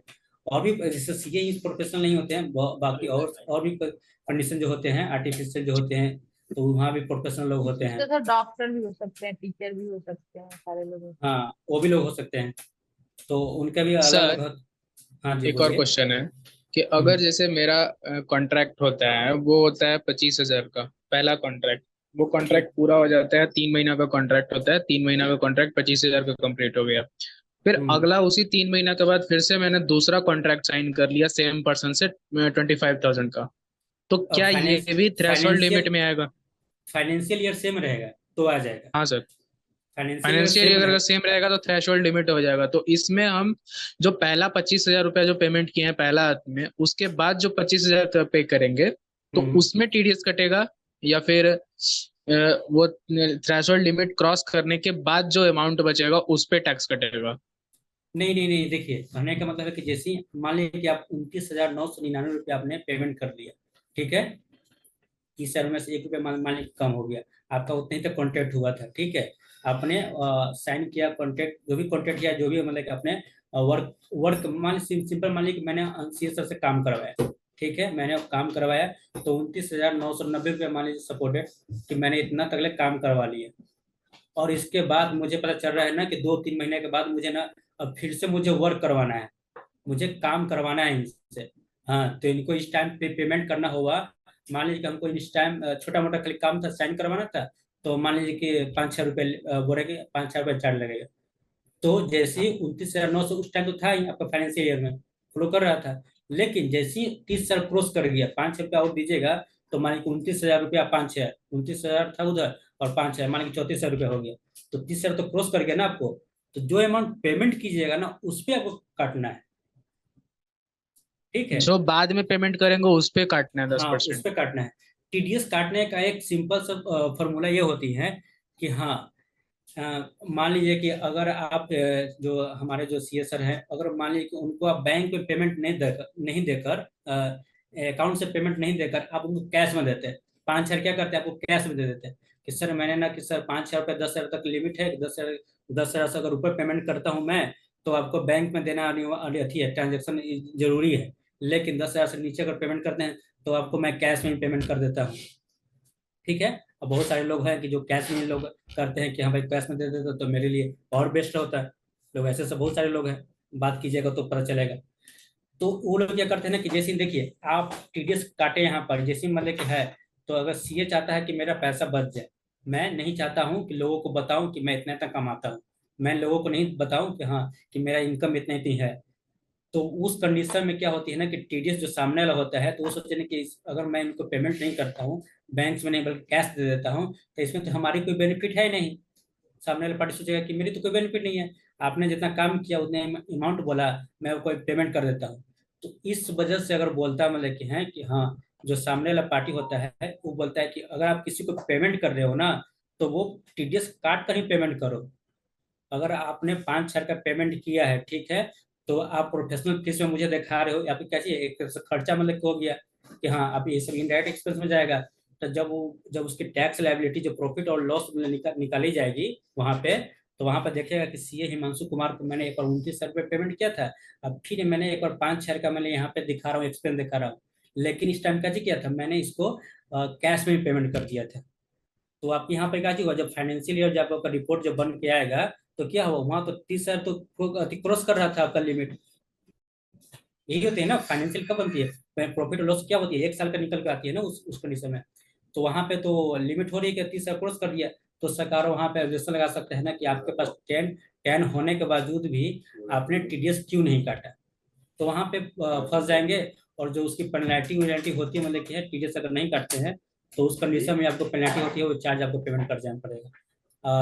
और नहीं तो साफ साफ है कि आप जो 5,000 जो क्लास जो सॉरी दिखा रहे हो, एक्सपेंस जो दिखा रहे हो आप, हाँ वो आप वहां से बोलेगा कि नहीं आपका जो ये जो आपकी जो एक्सपेंस दिखा रही है वो आपको रद्द कर दिया जाएगी, और उस पर जो 5,000 जो आप लॉस दिखा रहे हो वो आपको प्रॉफिट में करके आपको टैक्स लायबिलिटी के रूप में आपको पेमेंट भी करना पड़ेगा। इनकम जब उसका कंपनी का जो भी होगा फॉर्म हो गया जो भी होगा, उसकी इनकम में गिनती ले ली जाएगी। तो इस वजह से टीडीएस काटना भी जरूरी है, अगर नहीं काटते हो तो फिर खुद अपने पैर पर कुल्हाड़ी मारने वाली हिसाब हो जाती है, इस कंडीशन टीडीएस काटी जाती है। सर हाँ जी बोलिए। सर एक डाउट था कि हाँ जी जो बोलिए। लिमिट है वो कॉन्ट्रैक्ट पे वेरी करता है कि वो साल में 30,000 रुपया पूरेगा तब उस पर टीडीएस चार्ज करता है। मींस एक कॉन्ट्रैक्ट खत्म हुआ, सेम पर्सन से ही कॉन्ट्रैक्ट खत्म हुआ, और फिर उसी के 2-4 महीने बाद सेम पर्सन से ही सेम कॉन्ट्रैक्ट अगर देते हैं तो वो वेरी करेगा कि 30,000 रुपया टोटल हो जाना चाहिए। तो उस कंडीशन में आपको फाइनेंशियल देखना पड़ेगा कि एक ही फाइनेंशियल ईयर में 30,000 क्रॉस कर रही है कि नहीं। मान लीजिए हिमांशु सर ही है, तो हिमांशु सर से मैंने काम करवाया, ठीक है, 25,000 का काम करवाया, 2 महीने के बाद फिर मुझे जरूरत पड़ा, मैं बार बार आपको ये समझा रहा हूँ, जरूरत पड़ा फिर 25,000 का अमाउंट फिर बन गया, तो अमाउंट आपका कितना हो गया, 50,000 रुपया आपका हो गया। तो 50,000 रुपये हो गए, यानी कि आपके पास 30,000 तक लिमिट था कि 30,000 तक किसी से आप काम करवाते हो, तो उस कंडीशन में आप दिखा सकते हो कि नहीं टीडीएस नहीं काटना है, उनको 30,000 रुपये डायरेक्ट पेमेंट कर देते हो। लेकिन जैसे ही आपका 30,000 क्रॉस कर गया, 25,000 पहले का था, 25,000 अब हो गया, यानी कि टोटल अमाउंट कितना हो गया आपका, 2 कॉन्ट्रैक्ट आपने बनाया लेकिन सेमी फाइनेंशियल ईयर में, तो क्या हुआ अमाउंट आपका क्या हुआ, 30,000 से क्रॉस करके कितना हो गया आपका लिमिट हो गया 50,000 रुपया हो गया। तो उस कंडीशन में जो आप सेकंड जो पेमेंट करोगे उस कंडीशन में वो कहो आपको टीडीएस काटने के पेमेंट करना है, टीडीएस 1 रुपया कटे या 2 रुपया कटे, लेकिन आपको 30,000 क्रॉस करना है, वो आपको काटना ही है। ठीक है, तो मेरा कहने का सिखाने का मतलब यही था, मैंने पिछले क्लास में मैंने सिर्फ कल यही बताया था आपको कि फाइनेंशियल ईयर देखा जाता है लेकिन कॉन्ट्रैक्ट भी देखा जाता है, ठीक है, लेकिन अमाउंट आपका वो क्रॉस करना सबसे बड़ा इंपॉर्टेंट होती है। तो आपका जो अमाउंट जो थ्रेशोल्ड लिमिट है वो इंपॉर्टेंट रखती है कि ये क्रॉस कर रहा है कि नहीं क्रॉस कर रहा है। ठीक है, यहाँ तक सारे लोग क्लियर हो गए होंगे। मैंने सर तो ये जो नेक्स्ट पेमेंट करेंगे तो 30,000 के बाद का जो 20,000 बचेगा उस पे करेंगे या फिर 25,000 पे ही करेंगे? नहीं देखिए, मैं आपको बता रहा था जैसे अपनी प्रतीश ने क्वेश्चन किए थे, 25,000 फर्स्ट कॉन्ट्रैक्ट था, 25,000 मेरा सेकंड कॉन्ट्रैक्ट था, ठीक है।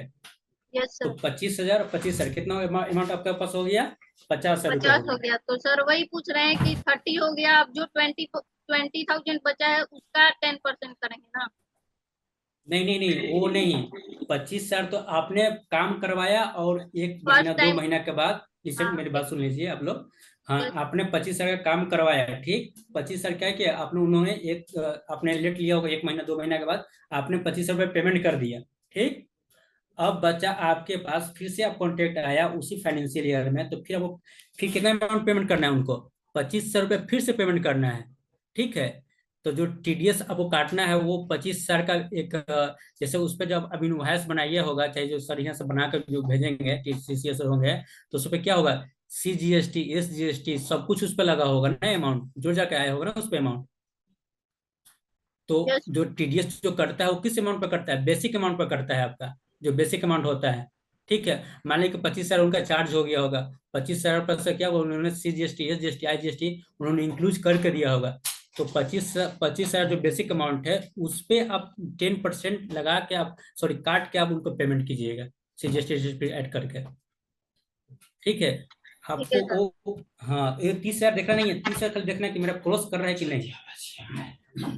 सर ठीक तो है, अगर जैसे 25,000 का कॉन्ट्रैक्ट बन रहा है तो हम जो सर टीडीएस काटेंगे वो मात्र 25,000 पे ही काटेंगे ना सर? फिर से बोलिए। सर जो 25,000 करके 2 बार जो कॉन्ट्रैक्ट बन रही है, हम्म। तो हम जो सर टीडीएस काटेंगे तो वो सर बेसिक अमाउंट 25,000 है तो 25,000 पे ही काटेंगे। हाँ जी, हाँ जी, 25 बेसिक अमाउंट पर TDS करते हैं, ये बात जानिए। मैंने तो शायद sir basic amount explain sir किया था। 25,000 पे अगर टीडीएस कटेगी तो सर दोनों टाइम कटेगी या फिर वन टाइम ही कटेगी? नहीं नहीं, ये तो पेमेंट आपने कर दिया ना, उससे कोई दिक्कत नहीं है। अच्छा, जब दूसरा सर पेमेंट करेंगे तो जो 25,000 हम्म। का सर जो 10% होगा सर उस पे काट लेंगे, क्योंकि ऑलरेडी 1 ईयर में ही हाँ, सर 2 बार ये क्रॉस जो भी लिमिट है सर 30 साल वो पार हो चुका है। आपकी कंपनी का जब फाइनेंशियल ईयर जब बनेगा ना, तो उसमें शो किया जाता है कि हाँ, एक हिमांशु कुमार जो CA हैं वो एक प्रोफेशनल है। प्रोफेशनल के केसेस में मैंने एक साल फाइनेंशियल ईयर में मैंने इनको 30,000 से ज्यादा पेमेंट किया है। ठीक है, तो ये मेरे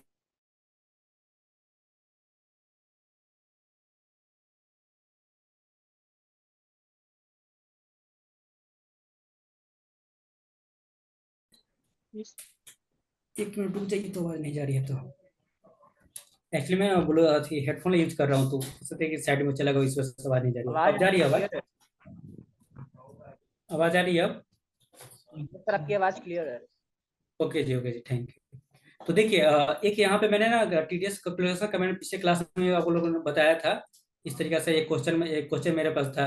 प्रोफेशनल फीस था, यहाँ पे बेसिक अमाउंट 2 लाख रुपया था, इस पे IGST लग रहा था 36,000 रुपया। पिछले क्लास में जो जो भी बच्चे प्रेजेंट थे वो कुछ बताएंगे इसके बारे में। कौन है? प्रत्युष सिन्हा, आप क्लास ज्वाइन किए थे आप पिछले क्लास? Yes sir. तो इसके बारे में कुछ बताइएगा। अच्छा, एक आप रुक जाइए। अभी डाउट किनका था अभी बेसिक अमाउंट को लेकर?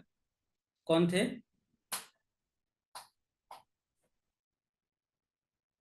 हेलो जी।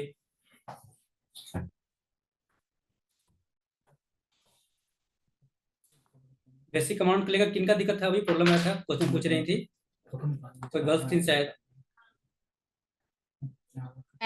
मैं बोल रही थी बट तो वो क्लियर हो गया सर कि जो भी बेसिक अमाउंट अगर हम फर्स्ट टाइम तो 25,000 कर रहे हैं तो उसमें तो कोई टीडीएस नहीं लग रहा है, क्योंकि वो फिर हमारी वो क्राइटेरिया में आ नहीं रही। बट सेम फाइनेंशियल ईयर में अगर दूसरा भी अगर कॉन्ट्रैक्ट बनता है बट सेम फाइनेंशियल ईयर है तो सर उसका जो बेसिक अमाउंट होगा सर उस पे हम टीडीएस काटेंगे। हाँ जी, देखिए उसी तरीके से ना क्वेश्चन मैंने सेटअप किया था। ठीक है, तो मान लीजिए कि प्रोफेशनल फीस में 2 लाख रुपए आ गया। ठीक है, एक ही बार में। ये मेरा थ्रेशोल्ड लिमिट कितनी थी? 30,000 रुपया था, ये तो क्रॉस कर गया। ठीक है, तो क्रॉस कर गया तो बेसिक अमाउंट ये आपकी हो गई। उसमें से देखिए जो भी वो बिल भेजे होंगे तो क्या होगा, मान लीजिए कि सेम स्टेट के होंगे तो CGST SGST, लेकिन अदर स्टेट के होंगे तो क्या होगा, IGST इंक्लूड हो गया। तो मान लीजिए कि यहाँ पे मान लीजिए ना कि अदर स्टेट के हैं, तो टोटल बिल अमाउंट कितना मुझे पेमेंट करनी है? 2 लाख रुपए ये हो गया, और GST हो गया कितना, 36,000 रुपया, यानी कि टोटल अमाउंट कितना मुझे पेमेंट करनी है? 2,36,000 रुपया। ठीक है, बट यहाँ पे मैं क्या करूंगा, थ्रेशोल्ड लिमिट मेरी कितनी है? 30,000 थी, जो कि क्रॉस कर गई।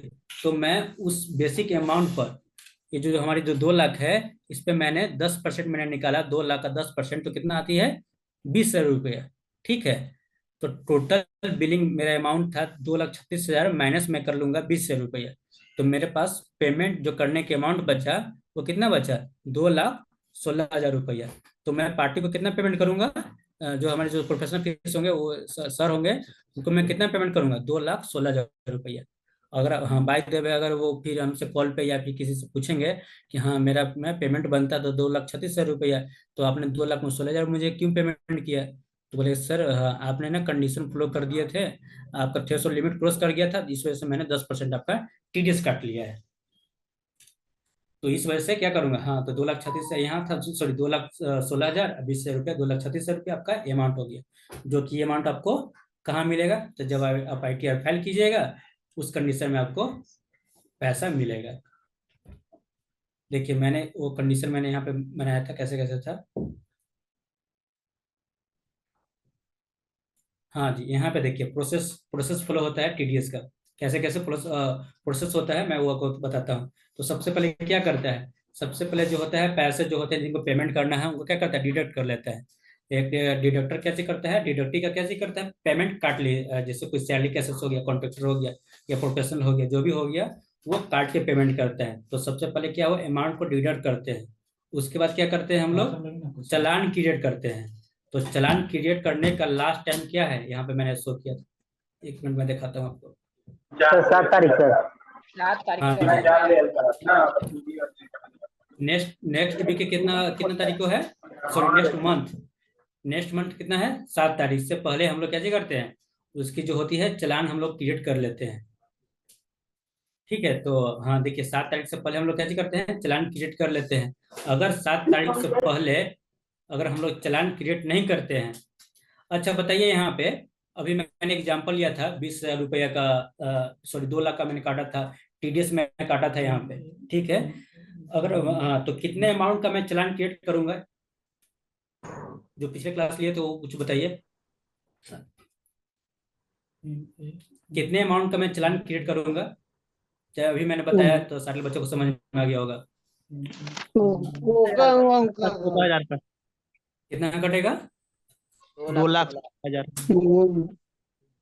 कितने अमाउंट का मैं चालान क्रिएट करूंगा, मैं एक क्वेश्चन ध्यान से सुनिएगा। ठीक है, कितने अमाउंट का मैं चालान क्रिएट करूंगा, ये मुझे बताइए। 16,000 का। कितना का, अच्छा आप लोग चैट में मुझे बात कीजिए, आप लोग आवाज क्लियर नहीं आ रही है, चैट कीजिए मुझे सारे लोग। कितने अमाउंट का मैं टीडीएस सॉरी चालान क्रिएट करूंगा, कितने अमाउंट का, जब आप लोग बताइएगा तभी आप लोग को समझ में आएगा, वरना लगता है कि मेरा फिर टाइम वेस्ट हो जाएगा, पढ़ाया होगा सब कुछ। एक प्रतीश सिन्हा ने बोला है 2,16,000 रुपया, 2,16,000 रुपया उज्जवल कुमार ने बोले हैं।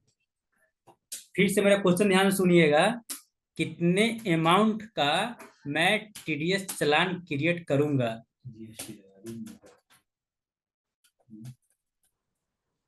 ध्यान से सुनिएगा, टीडीएस अमाउंट मैं सॉरी अंशु कुमार ने लिखे 20,000 रुपया। हाँ तो क्या, अच्छा कितने लोग का मतलब कि है 20,000 रुपया, और कितने लोग का है 2,16,000 रुपया, और कितने लोगों का है 2 लाख रुपया, 3 मैंने ऑप्शन दिया है। ऑप्शन है आप लोग के पास, 1 मिनट रुक जाइए, ऑप्शन ए है 2 लाख, ऑप्शन बी है आपके पास 20,000 रुपया, और ऑप्शन सी है आप लोग के पास 2,16,000 रुपया। ऑप्शन डी भी बना दूं क्या, 2,36,000 रुपया, क्या होगा सारे लोग का आंसर, 20,000 का होगा, क्योंकि हम लोग 20,000 उसको डिडक्ट कर रहे हैं तो उतना ही का चला, उतना ही का होगा। हाँ जी, सारे लोग लगता है कि समझ गए हैं, 20,000 रुपये सारे लोग का मैसेज आ रहा है। हाँ तो क्या होगा, मैं आपको यहाँ पे बार बार बता रहा था, देखिए ये बेसिक अमाउंट हमारी 2 लाख रुपया पेमेंट करना, जो उनको बिल था, जो सर का जो चार्ज था वो 2 लाख रुपया था। ठीक है, उस पर टैक्स लग कर हमारी कितने अमाउंट हो गई थी, 2,36,000 रुपया। तब हाँ सर जो मुझे बिल बना के दिए, हेलो यस सर, हाँ तो देखिए जो अमाउंट था आपका, सर का जो प्रोफेशनल जो फीस था, उन्होंने 2 लाख रुपए बोला था कि आपका 2 लाख रुपए मेरा फीस है। ठीक है, 1 साल 2 साल 5 साल जो भी कॉन्ट्रैक्ट साइन किए होंगे 2 लाख का, उस पे क्या हुआ, जीएसटी IGST पेमेंट करना था 36,000 रुपये, 18% लग गया। तो क्या हुआ कि इस पे 36,000 रुपये आ गया। तो टोटल बिल बना के उन्होंने दिया मुझे, तो वो मुझे दिए कितना, 2,36,000 रुपया मुझे पेमेंट करना था। ठीक है, उसमें से 2 लाख रुपया सर रख लेते हैं, और जो 36,000 रुपये बच रहा था उन्होंने जीएसटी के फॉर्म में अपना ITC जो भी था GST 1 में उन्होंने फाइल कर लेते अपना, तो वो हो जाती। लेकिन मैंने यहाँ पे टीडीएस अमाउंट काट के मैंने 10% मैंने क्या किया, मैंने यहाँ पे, हाँ हेलो जी, किसी का डाउट है क्या, कुछ आवाज आ रही है क्या? तो देखिए हाँ मैं आगे बता रहा हूँ। तो जो जिन्होंने 2,36,000 मुझे पेमेंट करनी थी, बट मैंने क्या किया, 20,000 रुपये मैंने काट लिया है। क्यों काटा है, तो ये टीडीएस के नाम पर मैंने काट लिया है। तो आप हाँ तो मैंने सीएसओ को जो मुझे पेमेंट करना था 2,16,000 रुपया, वो तो मैं पेमेंट कर दिया हूँ। अब मुझे पेमेंट करना है, कितना करना है, 20,000 रुपया करना है। तो बट मैं सीएसओ को पेमेंट नहीं करूंगा, मैं किनको पेमेंट कर दूंगा, ये मैं पेमेंट कर दूंगा गवर्नमेंट को पेमेंट कर दूंगा 20,000 रुपये। तो वो जो पेमेंट करूंगा, तो पेमेंट करने का जो प्रोसेस होता है वो कैसे प्रोसेस होता है, चालान के माध्यम से हम लोग कैसे करते हैं, पेमेंट करते हैं। और वो चालान होता है तो वहां पे क्या होता है, जो मैंने जिनका काटा हिमांशु सर का, जैसे एग्जाम्पल मैं बार बार ले रहा हूँ, तो हिमांशु सर का क्या रहेगा, इनके जो कंपनी होंगे या फिर जो इनके ऑफिस होंगे उनके नाम से जो पेन नंबर होंगे। बोल रहे थे हेलो जी, हाँ तो मैं आगे बता रहा हूँ। तो जो इनका जो पेन नंबर होगा और इनका जो नाम होगा ऑफिस के नाम पे, उनका पूरा सारी डिटेल इसमें जाती है। सॉरी, इसमें पूरा उनके नाम से जो भी होगा, उनके नाम से मैं 20 साल का क्या करूंगा, चालान क्रिएट कर लूंगा। तो ये चालान क्रिएट करने के लिए हमारी लास्ट डेट है, जिस मंथ मैंने काटा, जो उनको पेमेंट किया उसके नेक्स्ट मंथ, ठीक है, नेक्स्ट मंथ 7 तारीख से पहले पेमेंट मुझे चालान क्रिएट कर लेनी है, ठीक है। और ये चालान क्रिएट कहाँ होती है, इनकम टैक्स के पोर्टल पर जाकर हम लोग 10 नंबर से क्या करते हैं, लॉगिन करते हैं, ठीक है।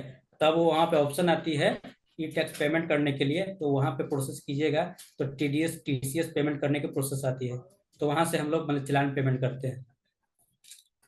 तो 7 तारीख से पहले अगर नहीं करते हो तो क्या होता है, 1.5% के हिसाब से आपको पर मंथ सेक्शन यहाँ पर 201 है, उसके हिसाब से क्या होती है ना, जो अमाउंट आपका 20,000 रुपये जो आपका पेमेंट करना है, उस अमाउंट पे आपको 1.5% के इंटरेस्ट आपको ऐड करते चले करना, ऐड करके आपको पेमेंट करना पड़ेगा। जितना दिन लेट करोगे उसके हिसाब से, मतलब आपको सो डे नहीं मंथ, यहाँ पे लिखो ना पर मंथ, तो पर मंथ के हिसाब से आपको। सर टीडीएस का सर क्वार्टरली नहीं होता है सर, क्वार्टरली टीडीएस का डेट, टीडीएस का क्या बोल रहे हैं, डेट मतलब हाँ क्वार्टरली सर, ये मंथली सर 7 तारीख सर मंथली ना हो गया सर, 7 तारीख से पहले या 7 तारीख तक कर देना है, मंथली पेमेंट कर देना है सर। हाँ जी, हाँ जी। ज्यादा उससे ज्यादा मैंने क्या करेगा तो 1.5% का मैंने सर इंटरेस्ट लगेगा, और क्वार्टरली करता है तो सर टीडीएस पेमेंट। देखिए ये मैं पेमेंट हेलो जी, हाँ तो देखिए जो मैं बात कर रहा हूँ ना, टीडीएस चालान की मैं बात कर रहा हूँ, वो जो आप क्वार्टरली की बात होती है वो टीडीएस रिटर्न की होती है। जो आप चालान क्रिएट कीजिएगा ना 7 तारीख तक, ठीक है, 7 तारीख से पहले, तो वो चालान मान लीजिए कि आपने अप्रैल मंथ में आपने अप्रैल मंथ में मैंने 2,16,000 रुपया मैं सॉरी टीडीएस मैंने काट लिया, ठीक है, अप्रैल मंथ में 20,000 रुपये मैंने काट लिया, तो उसको मैं पेमेंट कब करूंगा, 7 तारीख से पहले, यानी कि अप्रैल में काटा तो मई में, 7 मई से पहले मैं चालान क्रिएट कर लूंगा। तो इसी तरीका से मैंने अप्रैल में किया, अप्रैल का किया, उसके बाद फिर अप्रैल के बाद कौन सा आती है, अप्रैल के बाद मई, जून, 3 महीना का जो भी मैंने 3 महीने का जो चालान टीडीएस काट के उन्होंने चालान जो क्रिएट किया होगा ना, उसकी जो क्वार्टर रिटर्न होती है ना, वो रिटर्न फाइल होती है क्वार्टरली। और ये जो चालान होती है, चालान मंथली होती है, और इसका जो टाइम टेबल है ये आपकी है 7 तारीख से पहले। देखिए मैं यहाँ पे लिखा हुआ, रिटर्न क्यों फाइल होता है? हाँ जी, ये भी क्वेश्चन पर सही है। देखिए तो जो मैंने यहाँ पे जो मैं अमाउंट आपको देखा शो कर रहा था, आपको 20,000 रुपया उनको पेमेंट करना था, 2 लाख ऐड 2 लाख रुपया उनका बेसिक अमाउंट था, जीएसटी इंक्लूड करके 2,36,000 रुपया पेमेंट करना था उनको। बट मैंने उनको 2,16,000 रुपया मैंने उनको पेमेंट किया, ठीक है, यहाँ पर देखिए 2,16,000 रुपये पेमेंट किया, बट 20,000 रुपये क्या हुआ, उनको पेमेंट करना था बट मैंने अभी तक किया नहीं है।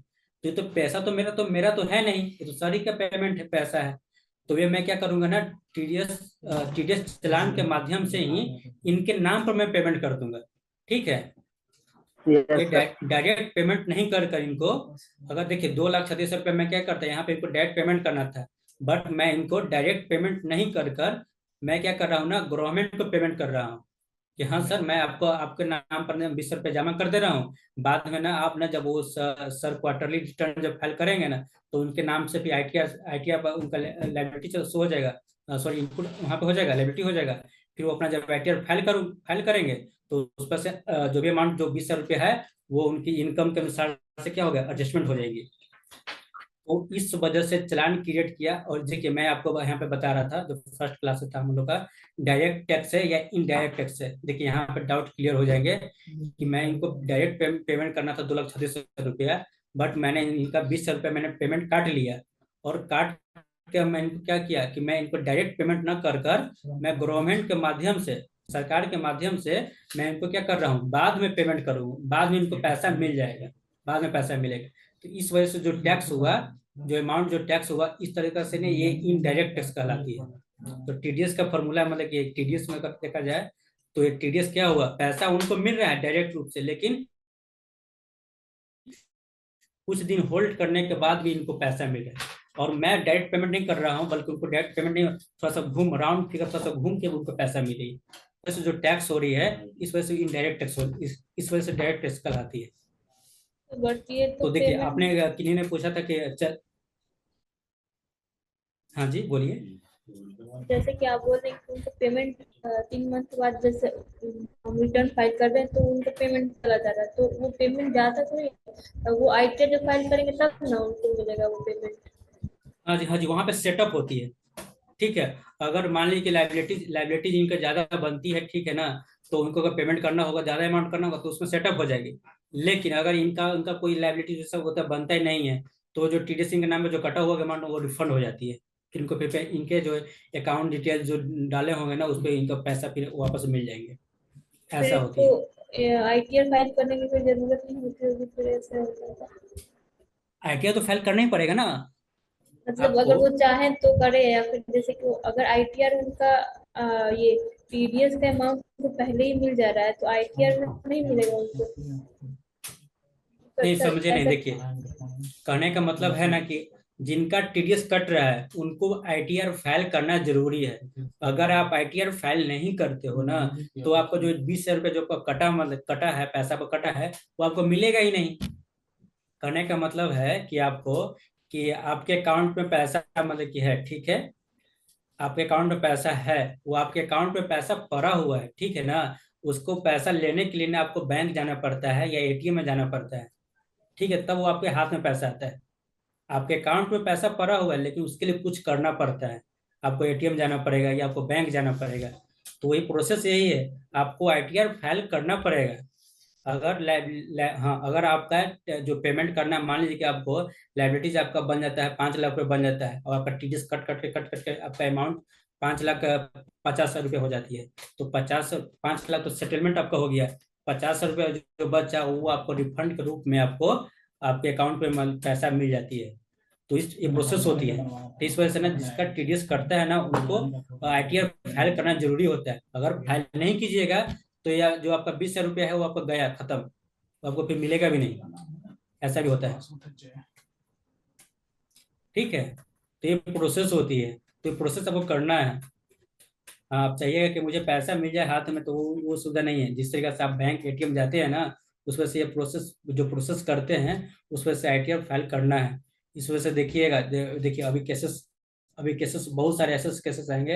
अगर आप थोड़ा सा टीडीएस आईटीआर फाइल करने में एक्सपर्ट हो जाते हैं ना, तो आपके पास ऐसे बहुत सारे केसेस आएंगे। जो जॉब करते होंगे, आपके फैमिली मेंबर होंगे या आपके दोस्त कलीग होंगे, या बहुत सारे ऐसे होंगे, आसपास के लोग, पड़ोसी लोग होंगे, वो बोलेंगे कि भाई मैं, हाँ तुम आईटीआर के बारे में जानते हो ना, तो मेरा आईटीआर फाइल कर दो। हाँ, वो बहुत लोग परेशान होते हैं जिनका टीडीएस कटता होगा। जिनका टीडीएस नहीं कटता उनका कोई दिक्कत नहीं है, तो उनका भी एक नॉर्मली हम लोग देखा जाए तो साल का हमारी जो इनकम 7 लाख क्रॉस कर जाती है। एक मैंने लिमिट निकाला, मतलब कि जैसे देखा जाए तो न्यू टैक्स हिसाब से, जैसे यहाँ पे सर बताए थे कि जिनका इनकम देखा जाए 7 लाख अगर क्रॉस कर जाती है, ठीक है, तो उनका टीडीएस कटता होगा। वो जो ऐसे इंसान होंगे वो आईटीआर का फाइल करने के लिए आपको जरूरत ही करेंगे, बोलेंगे। तो हाँ, तो वो कंडीशन जो होते हैं, मतलब कि तो आपके आसपास में जो लोग होंगे तो पता कीजिए कि हाँ ये मेरे भैया हैं, जो भी भैया होंगे या फिर दादाजी होंगे या फिर अंकल होंगे, ये जो भी होंगे, तो उनकी इनकम, क्या बोल रहे हैं कि 7 लाख से हाँ, मान लीजिए कि आप कहीं पे आपके पिताजी हैं या आपके अंकल जी हैं, वो जॉब करते हैं, ठीक है, प्राइवेट जॉब करते हैं या फिर गवर्नमेंट जॉब करते हैं या कुछ भी जॉब करते हैं, ठीक है, तो देखा जाता है कि मिनिमम अमाउंट प्राइवेट जॉब में, तो गवर्नमेंट जो जॉब करती है ना, उसमें तो अनिवार्य होता है टीडीएस आपका उस लिमिट क्रॉस किया या नहीं किया उस हिसाब से नहीं होता है, वो काट ही लेता है, अधिकतर जगह काट ही लेता है टीडीएस। लेकिन प्राइवेट जॉब में ना बहुत बहुत जगह जैसे ऐसे सब केसेस मिलते हैं आपको, जहाँ पे आपकी एक साल का एनुअल इनकम अगर 7 लाख से अगर नीचे है तो टीडीएस आपका नहीं कटेगा, ठीक। लेकिन अगर 7 लाख से क्रॉस करती है तो आपका टीडीएस कटेगा, या तो 1 रुपया कटे आपका, या तो फिर आपको 500 कटे, या तो फिर आप 10 रुपया कटे, तो आपका अमाउंट कटेगा। तो इस हिसाब से मतलब ना कि एक हम लोग एवरेज देख लेते हैं कि इनकी एक साल का इनकम, एक साल का होते हैं, आसपास लोग होते हैं, पता चल जाते हैं कि इतना फला चीज कमाते हैं, 1 लाख महीना कमाते हैं, 1.5 लाख कमाते हैं, तो इनका 7 देखा जाए कि 12 से गुना करूंगा मैं तो 7 लाख क्रॉस कर गया, तो समझे कि जरूर ITR फाइल करते हैं। इस तरीके से हम लोग आइडिया लगाते हैं, ठीक है। मतलब जिसका हाँ जी, ये जैसे कि जिसका 30,000 या फिर 25-30,000 रुपये अगर सैलरी हो तो वो तो नहीं करता होगा ITR फाइल, ये तो TDS नहीं करता होगा उनका। 30,000 से गुना कीजिए 12 में कितना आता है बताइए। 30,000 से गुना कीजिए 12 में कितना होगा?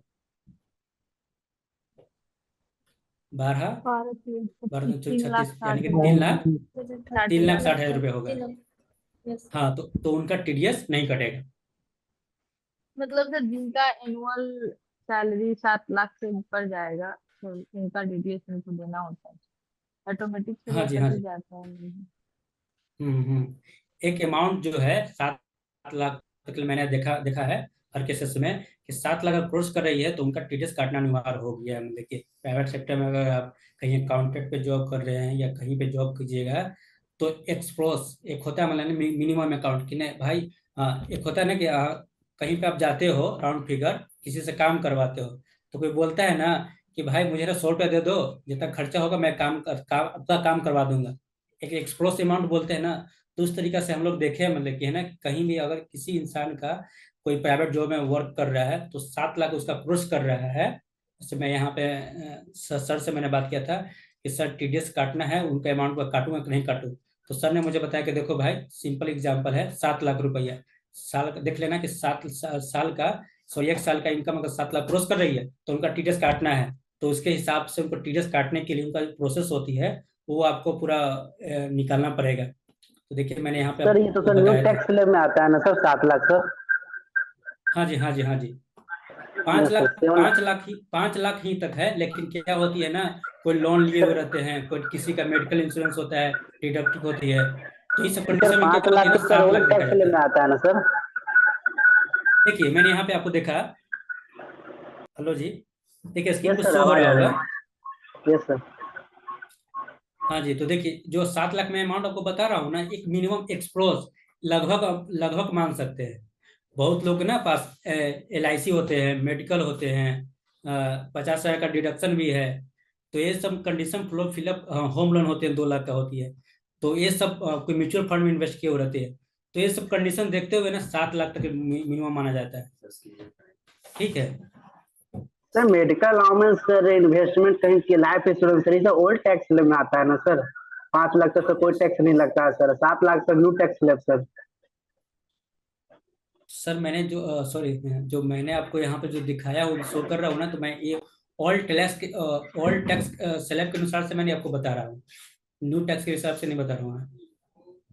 उसके हिसाब से फिर आपको निकालना पड़ेगा, मैं एक्सपोज अमाउंट एक बता रहा हूँ इतना तक, ठीक है। उसके हिसाब से अगर कम होता है तो उसका नहीं काटिए, कोई दिक्कत नहीं है, काटना नहीं काटना।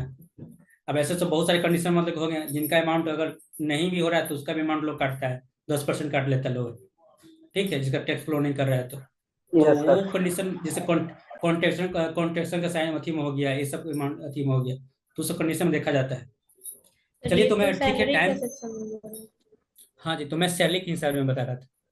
तो देखिए टाइम काफी हो चुका मतलब कि है, और सभी बोल रहे हैं, तो मैं क्या करता हूँ अब उसको नेक्स्ट क्लास में जो भी होगा मैं आपको आगे बताऊंगा, ठीक है। सर टीडीएस चलान सर अगला क्लास में बताइएगा ना? क्या हुआ? पिछला क्लास में बोले टीडीएस चलान बताने के लिए। अच्छा जी, तो चलान का टाइमिंग कब है? खत्म हो गया खत्म सर। हो गया। खत्म हो गया, तो मैं ओवरव्यू आपको बताऊंगा, ठीक है। एक्चुअली क्या यस हुआ ना, सर। देखिए जैसे मैंने सर से बात किया ना, तो सर बोले ना कि देखिए आप टीडीएस में जो बच्चे को पढ़ाए हो ना, तो क्या होना कि बहुत सारे बच्चे ऐसे होंगे ना जो एक बार में तो किसी को समझ में आया ही नहीं होगा। ऐसे भी मेरा, हाँ, मेरा फर्स्ट क्लास था, मेरा लैंग्वेज हो गया प्रॉब्लम हो गया, मेरा कम्युनिकेशन स्किल प्रॉब्लम हो रहा था, तो सारे बच्चों को कम्युनिकेट कर नहीं कर पा रहा था मैं, तो उस वजह से लैंग्वेज इशू हो रहा होगा। तो बोले कि एक क्लास को अगर 2 बार 3 बार लोगे ना, बेसिक जो भी हो गए वो सारे लोग क्लियर हो जाएंगे। तो फिर मैं स्टेप बाय स्टेप आगे मैं आप लोग को बताऊंगा, ठीक है। ये सर अगला और ये सर ठीक। हाँ देखिए, आज टाइम था तो मुझे पता ही नहीं चला कि हाँ 1.5 घंटा मैंने आप लोग का खींच लिया। हाँ जी बोलिए। हेलो। हाँ जी उज्जवल जी, हाँ बोलिए।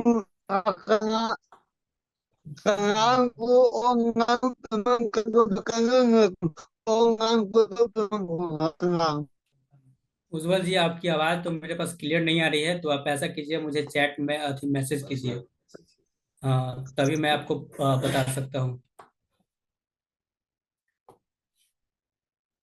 किसी को समझ में आ रहा है तो मुझे बताएं। सर कोई दिक्कत नहीं है सर। उज्जवल जी, मैं आपसे रिक्वेस्ट कर रहा हूँ ना कि आप मुझे ना पर्सनल मैसेज कर दीजिए, ठीक है। जो भी डाउट्स होंगे मैं बता दूंगा, वरना नेक्स्ट क्लास फिर कभी लेते हैं तो फिर उसमें मुलाकात होती है। सर हाँ जी। सर सर 24 क्यों होता क्या है सर? 24 की वजह से मतलब कि जानते हैं कि कुछ सर ये अच्छा सैलरी का सर 24 मैसेज किए हैं। क्यों हेलो। एक मिनट सर पहले अति म्यूट कीजिए। ऑनलाइन पेमेंट का तरीका बताइए। अच्छा, ऑनलाइन चालान होता है, ठीक है ना, तो मैं नेक्स्ट क्लास में आपको बताऊंगा। जिस तरीके से मैंने फर्स्ट क्लास में जीएसटी का मैंने चालान किया, ऑनलाइन किया था, process किया था, तो मैं बताऊंगा आगे, ठीक है उज्जवल जी। हाँ जी बोलिए। सर ये 24 क्यों होता क्या है सर? ऐसे सैलरी का आप 24 क्यों बताएं सर? उसका 24 क्यों होता क्या है ये नहीं समझ में आ रहा। ये फॉर्म है, ठीक है। 24 क्यू एक फॉर्म है, ठीक है। जब टीडीएस रिटर्न क्वालिटी जब क्वार्टरली कीजिएगा ना, तो फॉर्म 24 क्यू है सैलरी के लिस्ट में। जैसे किसी का मैंने सैलरी पर्सन का मैंने टीडीएस काटा है, ठीक, तो एक यस सर। फॉर्म होती है, वहां पे चूज करने पड़ता है। 24 हो गया, 26 हो गया, फिर 27 होता है। कोई एनआरआई हो गया तो 27 होता है। 26 हो गया, जैसे ये हो गया प्रोफेशनल के लिए, कॉन्ट्रैक्टर के लिए हो गया, तो नॉन एम्प्लॉय हो गया, तो 26 आपको करना पड़ेगा। सैलरी किसी एम्प्लॉय के काटे हैं तो 24 आपको चूज करना पड़ेगा। एक फॉर्म है, समझे, ऑप्शन, जैसे यस ऑप्शन सर। में लिखते हैं। तो इस तरीके से जब क्वार्टरली, जब आरपी पे जब आप लोग काम कीजिएगा, ऑफलाइन ऑफलाइन कीजिएगा ना, तो उस टाइम आपको आप लोगों को पता चल जाएगा कि 24 क्या है और 26 क्या है। और अगर कोई एनआरआई है तो उसके लिए 27 होती है, ऐसे मिक्स होती है वो लोग यस से। सर। चलिए तो यस ठीक है, तो मैं क्लास को यहीं पे अति करता हूँ, स्टॉप करता हूँ। पिछला क्लास में बता दीजिएगा। Okay sir.